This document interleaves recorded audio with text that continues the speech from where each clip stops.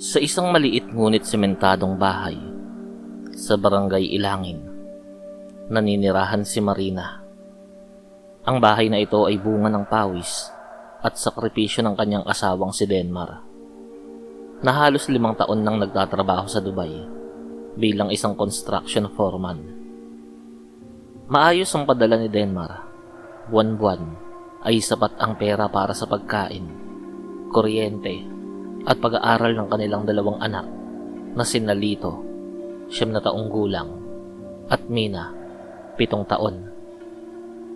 Ngunit sa loob ng magandang bahay na yun, tila tumigil ang oras para sa tungkulin ni Marina bilang isang ina. Tuwing umaga, habang ang ibang mga ina ay abala sa pagluluto ng almusal at pag-aasikaso ng uniforme ng mga anak, si Marina ay mahimbing pang natutulog. Ang kanyang pagkapagod ay naging usap-usapan sa kanilang kalye. Kapag tinatanong siya ng mga kapitbahay kung bakit hindi siya lumalabas, laging ang sagot niya ay ang sakit ng balakang niya. Parang binubugbog daw ang katawan niya dahil sa pagod. Pero ang katotohanan, wala naman siyang ginagawa. Ang mga bata ang gumagawa ng lahat. Si Lito ang nagsasaing ng kanin, habang si Mina naman ang naglalaba ng kanilang medyas at panloob sa maliit na palanggana. Dahil sa kakulangan ng gabay, pumapasok ang mga bata na madungis ang mga leeg, gusot ang mga damit, at minsan ay amoy araw pa ang mga buhok.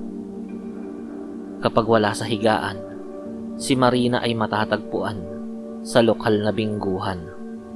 Doon, tila nawawala ang lahat ng sakit ng katawan niya. Masigla siyang sumisigaw ng binggo habang ang kanyang mga anak ay nagtitiis sa gutom sa bahay. Naghihintay kung may maiuuwi siyang bigas o tinapay man lang. Si Tintin, ang nakababatang kapatid ni Denmar, ang nagsisilbing mata ng pamilya. Nakatira lang siya sa kabilang kanto at madalas niyang makita ang kalagayan ng mga pamangkin. Ate Marina, maawa ka naman sa mga bata. Minsang saway ni Tintin nang makita niyang si Lito ang nagluluto ng ulam sa kalan habang si Marina ay nakahiga at nagsiselfone lang. May pera naman kayo ah. Bakit hindi mo man lang ipaglaba o ipagluto ang mga anak mo? Ang dungis-dungis nila sa school. Pinagtatawanan na sila ng mga kalaro nila. Pero sa halip na tanggapin ng mga payo, nag-aapoy sa galit si Marina. Wala kang pakialam, Tintin.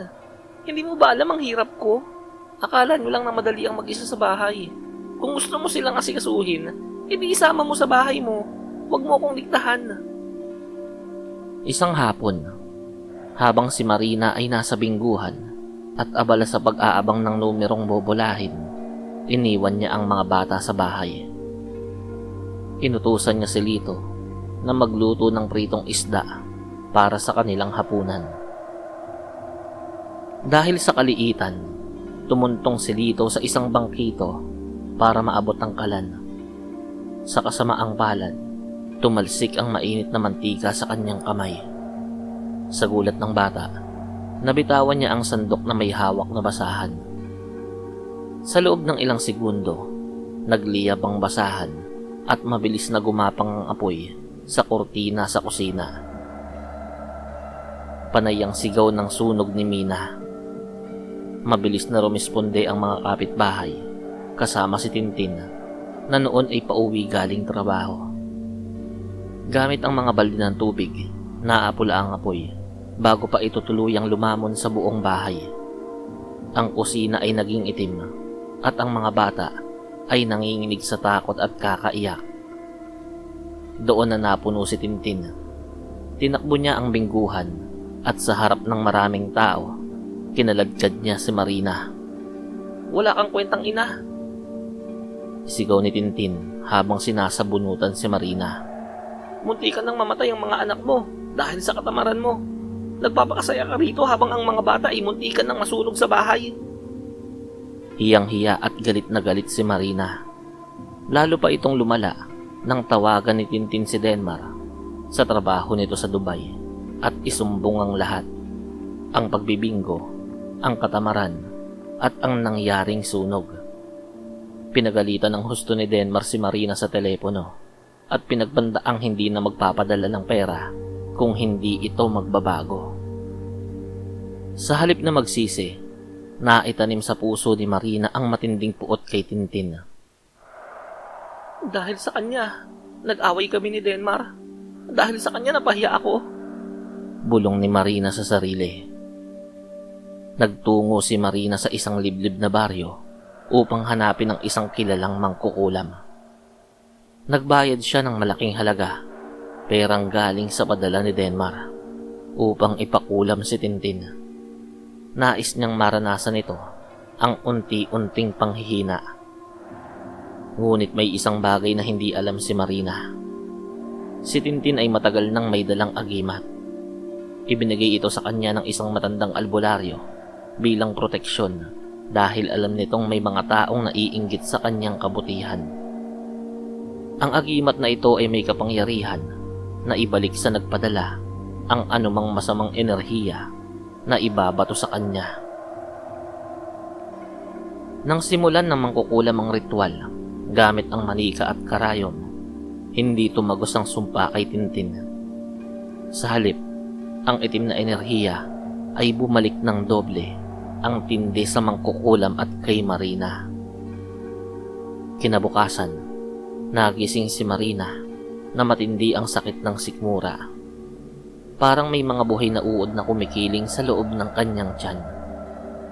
Tuwing susubukan niyang kumain kahit isang kutsarang kanin, agad itong bumabaliktad sa kanyang lalamunan at isinusuka lang niya. Hindi rin nakaligtas ang mangkukulam. Dahil siya ang direktang gumamit ng itim na sining, mas mabilis ang naging epekto sa kanya. Sa loob lang ng ilang linggo, ang mangkukulam ay nangayaya hanggang sa magmukhang kalansay at tuluyang nalagutan ng hininga. Si Marina naman ay unti-unti ring nanghina. Ang kanyang balat ay naging madilaw, ang kanyang mga mata ay lumubog, at ang dati niyang katamaran ay napalitan ng tunay na pagdurusa. Sa puntong yon, wala siyang ibang malapitan. Ang mga kaibigan niya sa bingguhan ay iniwan siya at hindi ninais na tumulong. Habang nakahiga si Marina, nakita niya ang kanyang dalawang anak. Sa kabila ng kanyang pagiging masamang ina, ang mga bata pa rin ang nag-alaga sa kanya. Pinupunasan ni Mina ang kanyang noo, habang si Lito ay pilit na naghahanda ng lugaw para sa kanya. Nay, kain na po kayo, para gumaling na po kayo, sabi ni Lito habang umiiyak. Doon nadurog ang puso ni Marina. Napagtanto niya na ang mga batang binaliwala niya ang tanging nagmamahal sa kanya ng tunay. Nagsisi siya sa lahat, sa katamaran, sa pagsusugal, at sa pagtatangkang saktan si Tintin. Nalaman ni Tintin ang kalagayan ni Marina. Sa kabila ng pananakit nito sa kanya, na naigang awa ni Tintin, pumunta siya sa albularyong nagbigay sa kanya ng agimat. Ang sumpa ay nagmula sa sarili niyang galit, Tintin. Ngunit dahil siya ay nagsisisi na, maaari nating gamitin ang agimat mo upang bawiin ang sakit, paliwanag ng matanda. Dinala ni Tintin ang albularyo sa bahay ni Marina. Nagsagawa sila ng ritual ng paglilinis. Pinainom si Marina ng pinaglaga ang mga ugat at dinasala ng kanyang sikmura. Pagkatapos ng ilang oras, nailabas ni Marina ang isang itim na likido sa pamamagitan ng kanyang pagsusuka, ang simbolo ng kulam na lumabas sa kanyang katawan. Himalang bumalik ang kulay ni Marina. Ang unang ginawa niya nang makabangon ay yakapin ng mahigpit ang kanyang mga anak at humingi ng tawad kay Tintin. Patawarin mo ko, Tintin. Nabulag ako ng galit at katamaran, hikbi ni Marina. Mula noon, Hindi na muling nakita si Marina sa Bingguhan. Ang bahay nila ay naging pinakamalinis sa kanilang barangay. Siya na mismo ang naglalaba, nagluluto, at nag-aayos sa kanyang mga anak. Tuwing papasok sina Lito at Mina, sila na ang pinakamalinis at pinakamasayang bata sa eskwelahan. Nang umuwi si Denmar pagkalipas ng 1 taon, hindi niya akalain na ang tamad niyang asawa na iniwan niya ay isa na ngayong mapagmahal at masipag na katuwang sa buhay. Ang dating madilim na tahanan ay napuno ng liwanag. Patunay na kahit ang pinakamatigas na puso ay kayang palambutin ng pagsisisi at pagpapatawad.